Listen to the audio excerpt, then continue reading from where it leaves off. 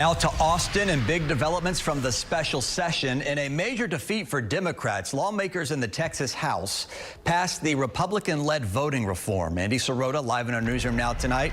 And Andy, what are the next steps for this bill to become law?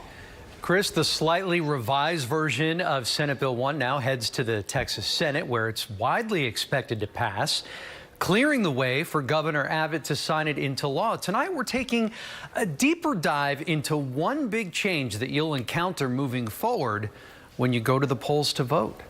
As it stands now, poll watchers in Texas are entitled to sit or stand conveniently near election workers in polling places.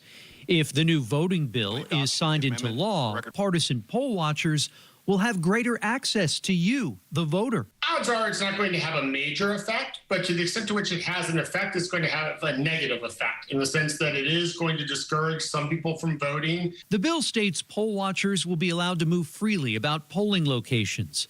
Rice University political science professor Mark Jones says, though the impact on voter turnout won't be that big, he believes the greatest number of instances of voter intimidation will be concentrated in places like Harris County, which is primarily Democratic. The impact could be a chilling effect on vulnerable voters. You see someone coming at them with a camera, video.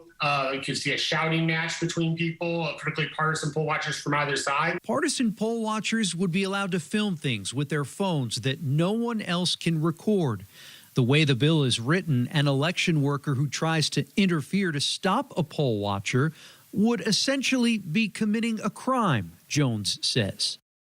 Jones also says, assuming Republicans maintain the majority in the 2022 elections, he expects this is likely as far as the issues of election integrity and voting reform goes in Texas. Live in the newsroom tonight, Andy Sirota, KPRC 2 News.